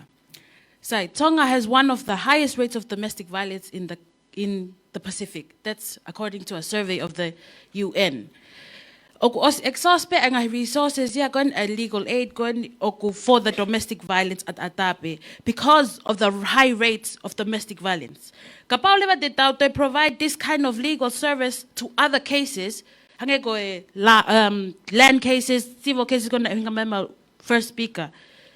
We were going to need to do a lot of work with very little resources. If we do this, we need more manpower. We need to employ people to cater to this big population of people we are going to provide services for. And we need now. We're going to need paanga ke whakarere ake whangi services kona o aige fotu. Ko ha og mo pehea og free legal aid service for domestic violence at Atabe. Ikai kono uhinga ko ikai ke iai ha paanga. We can now give free legal aid for all other types of cases. Speaking of which, ko haha mo proposed solution ki hono whakapaanga ka toa ngahi mea goia. Te mo hike tu hau. If so, og mo to hirifake tu mo tol a tax ki he tu a masiva, lolo tonga goia, ko mo tau mo aya ke togoni ignau tol. Second, typically ko taimiko provide a public service for free, og decreased inequality of the service you're giving. Example, Vanuatu, the free legal service aid Vanuatu, which is the public solicitor's office, oku lahi now employ the entrance level employees, which are the new lawyers, meaning okay na no experience that much experience, which means it decreases the quality. If we make the free legal aid itongani, most likely this is what's going to happen. You're going to provide low quality services for the people going ni. Sai ko ta e tu ko speaker ulwak.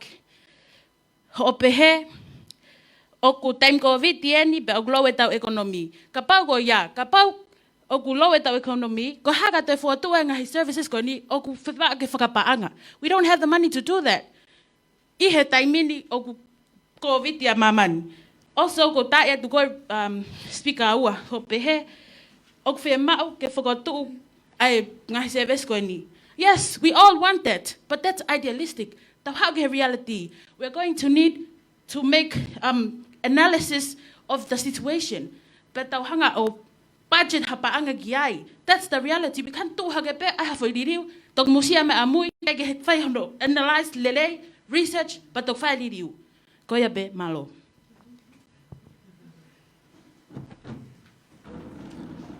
Kole ufa Fatapu. Ai ata ke uke tau ka vei ai pe mau ka vinga. O Totonu ke ai a tokon falao tai Totonu. Ko ta ai fatongi a pureanga. Kono fa papau i malu, nga hi mau o tau ka kai. Tokola hita ai ai palpare mau tau fonua ko ikai ko masiva ilo ke lao. Tu ikai ke ilo lahi ke lao. Ko tokola hita ikai ke lava ke tau i nau Totonu. Palpare ma tono no fai paanga. Ta fatata ke vete, ko vete u totong make te ma tol. Tana ke mo document. Para pa we fai faiang e wa ki fare hop. E to se din make he moia. Ta wakaya nga ke ngai totongi. U fa hoko. O totong ge a totongi. Ha tokon fralao da totong. Ko ta hai tau tu ke tokoni o tau fonua, tau te fito ke tau to tupu. Pe to va ofi, mau lutanga tau nofo tau fonua. Ia nga tau nofo whakatonga. Ko ebe maro.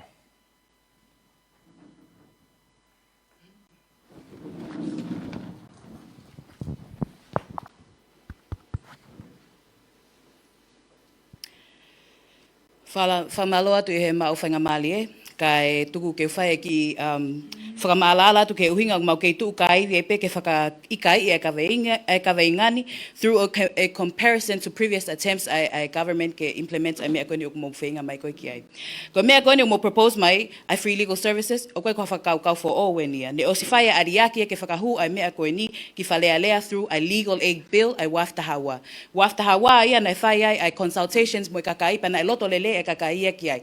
But nagay loto mai ikaw donors yam ikaw outside funds because of the cost analysis mo me pehe te og na siya man to ukay ke hege ke na lava na to luya or ensure ko nga e ya na return or stuff like that, you know. Do you know what has happened to that bill right now? That bill has been tabled ifalealea o ikay lava to further ngawe kiai after 9 years of its introduction. Ko nga ko loto ka kai ki ai ka ko ke loto mai ka fund dia ka tamba ko ke na fund I for project ko ya. First of all, ko palapalema ko moya was the funding problem. The other problem was it was too broad a target group. Na ifakatamu I for build ko ni ki hono tackle worthwhile cases only for the same target group that you are advocating for. I emphasize worthwhile because this is the test that the board ko now suggest mai uses to limit an inflow of cases that they will address. Their target group, same as you, were needy people. The reasons why funding and target group were the problems was, as is apparent from the inability was that it could not be funded, neither by the government nor foreign donors due to the broad target group. No limiting factors go worthwhile cases only, or kukei hesitant pe foreign donors ye ke fund mai pe ke tanguta pe pilia ko ya ifalea. Kapawe o kuikai ke successful on a push for build targeting and needy people ko ni aeko o kuiai hono whakangata worthwhile cases only fefea ai legal aid services ko na o kumo tangi mai ki ai kukai ke hano whakangata at all. It has like a broad spectrum of cases o kukai ke hano whakangata ona, not even worthwhile. O ko ta ia tu ko figa rak figa o figa tol homo tarano ke ekonomika o maulalo he ke lava ke mototongi. O kukei ngau aki tongani ai mea ko o kukei tari pe ia he tau ngau ai totongi aki ai foi mea kai ko ngaka pa ia haki puaka pe ko ha kau pata pe ko kau sia ine o kutari pe ia this is common practice neong o tuku ai lau ia he o tala mai totongi ka he kai ke lava he loia ia o faka situa i ko ke alu mo ke si if it's something that is imminent and it's something very important. He kai lava pe tenetari pe ia ko hape fahinga a payment ko mea pe e tenetari malo.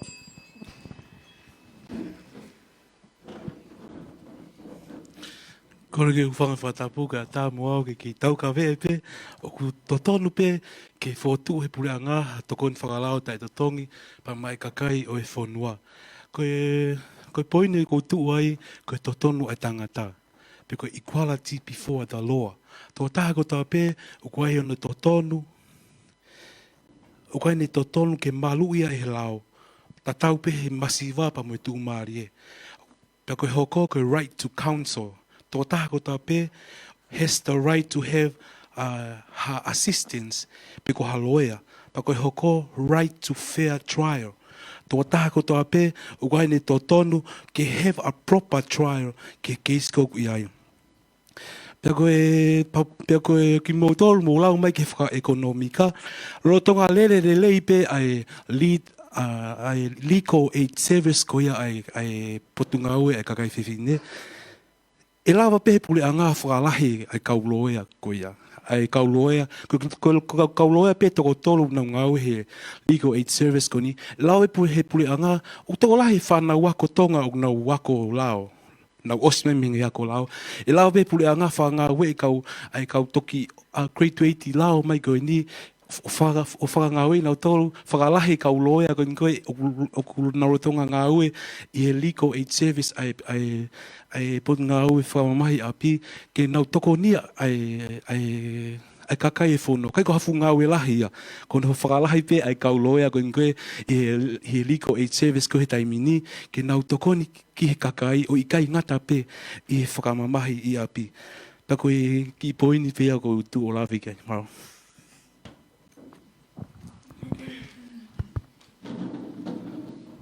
Ko le ke hufanga ngai ta fa tap ko ta pe ko osio no afaki. Ka tu pe ke fai ke no ke whakaikai ipe ai ka venga ko en ko tuku mai. Ko mea nei lawe ki ai whika whaa me he affirmative o ne pehe mai o ki ai Totonu ai toko taha ki fair trial mo proper trial mo ngai mea ko ia.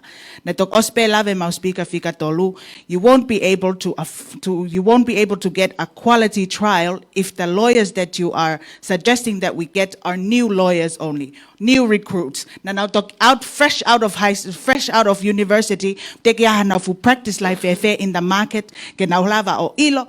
Because hang I mea koe ke whai. Mea ni o mo fia malia pe mo tonu mo low quality service, mo fia malia pe koloa pe ai yai ha whahinga service, whahinga legal service ka mo tolu, but the quality is low. Are you okay with that? I don't think so. Ko toi ngahi mea koe ni lau ke COVID, na osi rebut ka toa he dimi. So, koe mea be taha koe ko fia lawe koe ki ai tala koe masiva whapaanga koe tokoni o whi mau koe masiva whapaanga. 27% of Tongans, according to the Statistics Department, are at poverty line. That means o kai kia hanau whahinga iwi whapaanga ke now provide for their basic needs, which means they don't have a mawhai ke now afford a lawyer. But that's not the only way ke now lava koe masiva whapaanga o ku kai ke ne pehe mai o kai ke lava he toko taha koe o afford. Hange koe nei lau koe ai toko taha ai mau lea whika whaa.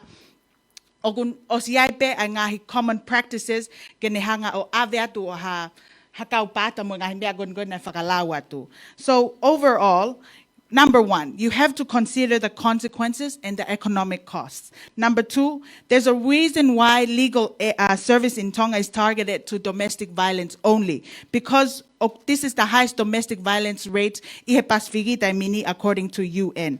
Toka firma leva ge toka nga makehe ki ai ko uhinga tu wai atafaaki ko ni pa lau o tau whakaafe i ko toa mai mo ngai criminal cases ngai civil cases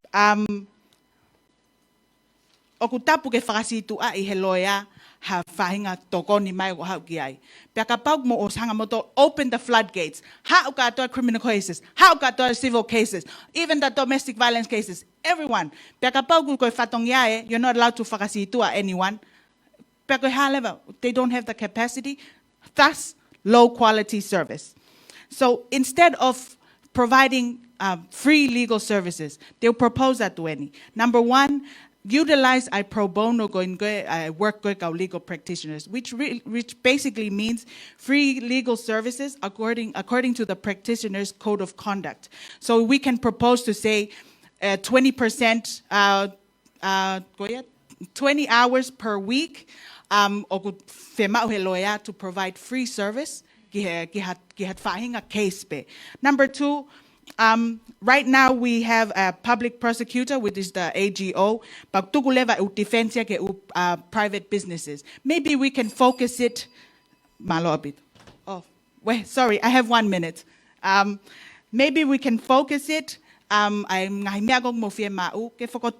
public defender's office, so that you don't have to come with all the different kinds of cases. It's just a certain amount. We are free legal service to all cases. Malo a bit.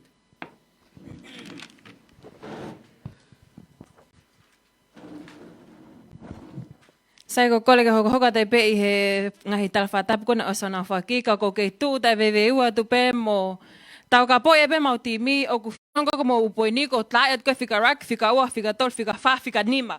Whika raki ho pehe. O ke pehe kai whika uraki o ku keke te whemau ke te expand pe te whakalahet ke ngake I he wafe taha toru nai eni motoka moto whekum kia koe ngaka koe atpen ke tau koe me eni ai hoko. Na ia ha whaena ne hango tau te ae ne o whewhine pia kawati mo ne tonga ane nahno tau te o whewhine ko ni o mate tō taha ko ni. Ka koe tamai ko tō taha ko ni na toi maria. Pana hangra mna tkane e taha ko ni. Oha, nei alulewea ngai popula. Alulewea ngai popula nei keke hane hia ana nai whakahoko.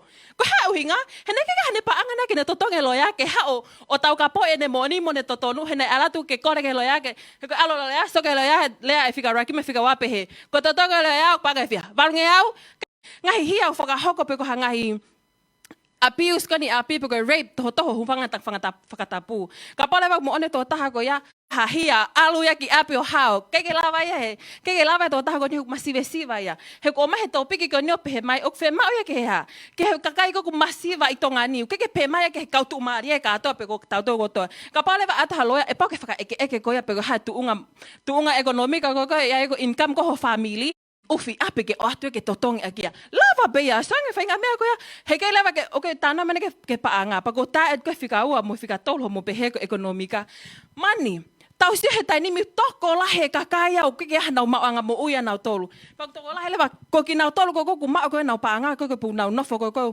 ma e na ki se ni te ni ma te na hanga le na tolu ya o tu aki e kakai ko na te maula le fo pe ko kakai masive siva ko tau fonua kai fu na ila fu na tolu o kai fu na paanga na toko na pet na tolu loya ha ki ho tau ka po ya ko nga ka u malo ya ya so ange kai leva ke hana voice na topu hana leo ke na ha o tu o tau ka po e na mo ni mo na totonu ke ilo i beto ko ta ha ko ya ko fe ma Fakamaau'anga totonu pa fe ma ke asene mo ni ka ke lava ya ke lava ko ha he ko ngata beto tu he Fakamaau'anga api ka ke tau to ya la totokoni ke tau to ko pa me pe he ko ya Koni whakalao tai totongi ki ho tau whanua mas kakai masiva ko ho tau whanua.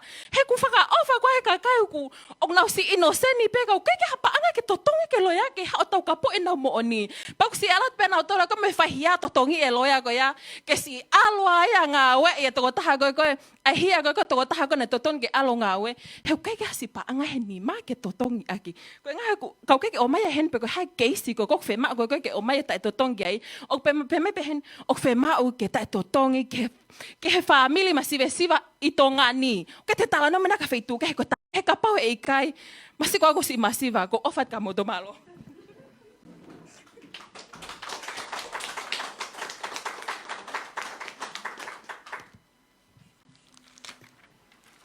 Kata ki te pasi mai loa ai ngo timi sialata youth pe mo lilika fonua and team whainga mali e koe ni o ku oangi ai tokoni pou mo hanau ngahi komeni ki he osi ko ia ai whiau he takai honoa. Malo.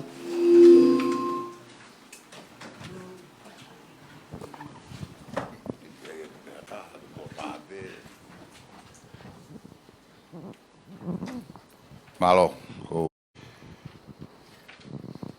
tipe ko na to si. O famaro la ya to ki he kulupu ni. Ko tui be foki ui he na mo whanongo mai pe me i tua mi he whakasio mai ki he komene kau Fakamaau. Mawe au pito mo piki apu. O kou Fakamaau atu, o kou sai au pito yo mo tau kawe yo mo. Ki mo pa to komene atu, ya taha ya mo tol ko mo wau ho mo ilo ki he ngahi otu motu. Kai ke ngata, kai ko hinga ke main island pe pangai. Haapai pia mo ne yaf vavau. Ai ngahi o tu motu ko o haapai mo vavau mo yongo niwa. Kua u ki ai ho mo ilo ki ngai pia ko koko ai. Okay, sai.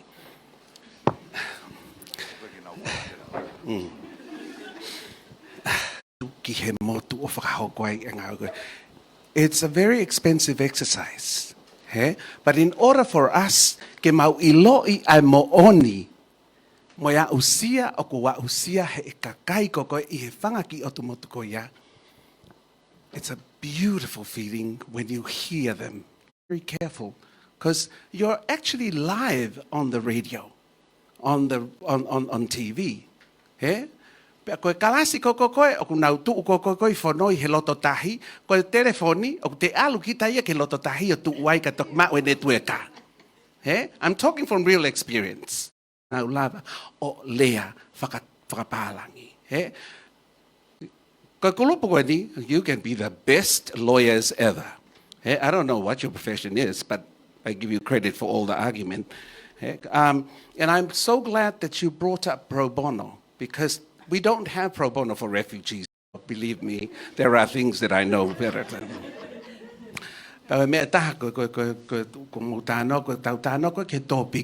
stay within the topic. He ko au ko ma whana pehe. Ko tempe ko te ma whana te he ki taia. He ko no inga you're passionate about the work that you do. Ko te mawhana pe te alu ki ta hau e ngai mea ke heia. Ma ngai experience, ma ngai mea na ke fōwai. You need to make sure that you don't go away from the topic. Hey? But koe mea taha when we talk about donors, hey, how we do that? I spend my own money, flew to Fiji and talked to them and tell them to come here and see the work that we do. Hey? Ko tau tolu, te tau tipen tato, he too much e tau, yes, o kusai e paangai a dona. Paka paura te tau whakaka pe tau tolo ri he misnare ha fu miliona. Ka lasi atu. He?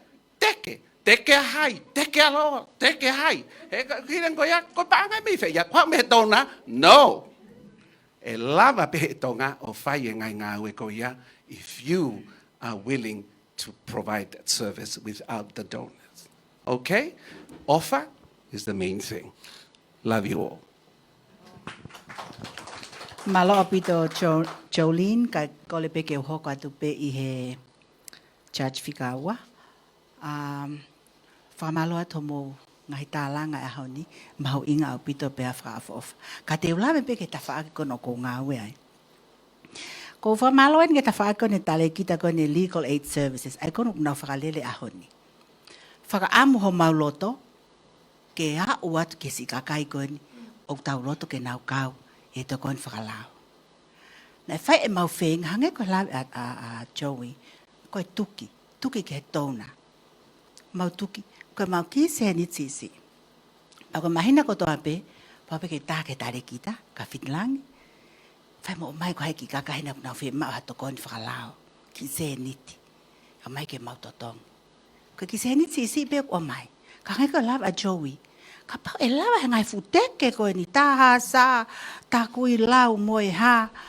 Ke ai fa ki se dit ka o mai to ko ni o mai ke ngai senta ko ni to kon fa lao. Fa fo ofa. No one is left behind ka ba ti tau lava to ko ni. Ngai ta fa ko ni ka ko tala no pe me a sia. Mo mau fa amu ke to kon ke ta ko toa.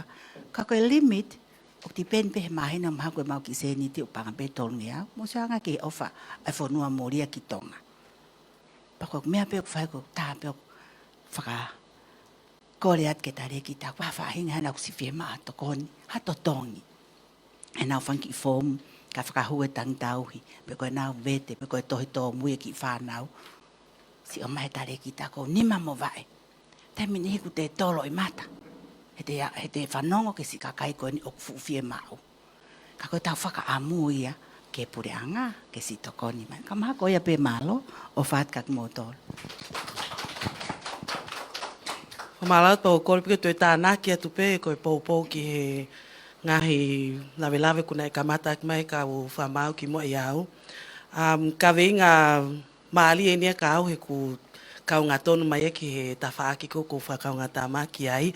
Pa o taun po maali e ia he ngai tipeiti. Ka pau mahau na mo koe ke tipeiti ni koe ke tonu fo ke whaha mali whewhe ia pe koha kata na awale pe he mo tolu ko manu ki ia. Ka ko maali e ia kamata pe me he tamauraki koe poupou koe ka vinga. Tā whaaki koe na whakawhipaki maali au pito mo ngai a whakotu uhe. Pa ko tupe koe ke ulope na mo kai pumpong mo tolu ia mo fu iwi pepe koe mea penok mo fu maafana lai ki ai. Ka koe ka veinga nia mahu inga pa na reflect mai pe I ngai poini koe na mo o mai e. Mahalo koe ki aha koe fu tāna ki aha koe ke ngai comments koe ai ngai judges koe mua. Koe popo atu pe mo e whaloto lahi at ke hoko atai pe ngai mea kona kok mo interested I ai e. Koe olupo koe tipe ti hanga kuk lau pe koe ngai kulup koe mua ka pak mo fiako lau koe ngai hivi kona mo mau e tonu apito ki ta whaako ia. Malo apito. Ia whainga mali e koe ni whamalo atu ki e kau whakamau I ngahi toko ni poupou na tau toko oso no whanongoa. O kai ki te whakaloloa, tu koe pe ai whainga maari e koe ni, koe mō meniten tau tatari katoa ki ai. Ke hoko mai e whamau, ai ola, o whi auhi o ngotakai e ua koe netok osi, whi auhi sem whainolo o pompongini. Tu kange whainga maari e koe ni ki a ane mai langi, ki ne whakafofonga I mai e tau kau whakamau, ki ne hanga o whakahoko atu, ai ola o whi auhi. Malo.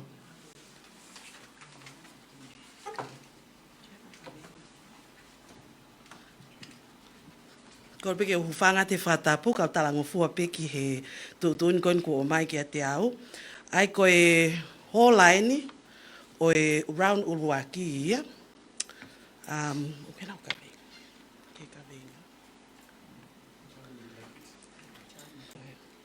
Sorry. Ai ko e round uruaki fo ko e ka venga ki ai ko e whamamahi api ai taimi o kuli e kinai ai Fanau. Pea koe affirmative side, pe ko ki nautona nau popo i ka venga ko ia ko FWC a alaki, pa koe ta whaako na nau oppose, ai ka venga koe ni ko la atak fast mo afi. Pea koe tokotahok ne i kuna ai whi auhi whakawikihi koe ki he ka venga koe ni, mo teu mai ki ai. Koe la ataki a fast mo afi, ake kai koe ono wha, ki he ni maono, ova he ono wha kātaki. Mo toi pas mai kātaki. Sai koe round whika ua, koe debate topic koe ki ai, pe koe ka venga ki ai, o iai ai whie mā uke whakotu e he pure anga, hatokon whakalao ta e Totongi, pe koe Legal Aid Services ki he kakai kotoa o Tonga, o kumasiva whakapaanga ki ha whaahinga tokon whakalao, ka ikai whangatangata ki he whamamahi api. Sai koe kau poupou koe ki he ka venga koe ni, koe sia lata youth, ai nok mauke i he ni, pa koe kau whakawhikihi ki ai koe lilika whanua and team. Sai koe grupu ko nau i kuna ai whiauhi koe ia, mo teu mai ki ai. Koe lilika and team whanua ake ai koe ni koe ni mahiwa, whai ki hono wha. Malo au pita.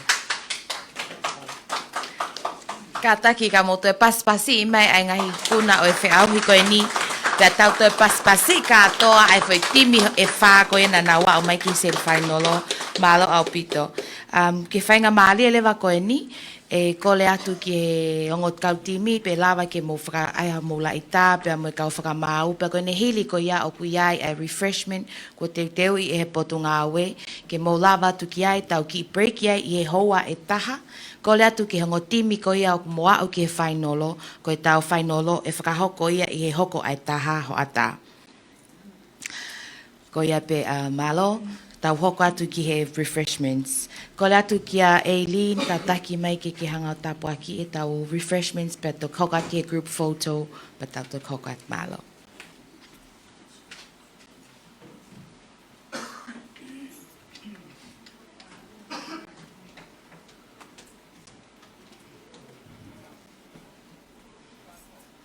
Ke tau loto o tapu aki e tau mea kai, pea tau toki hoko atu.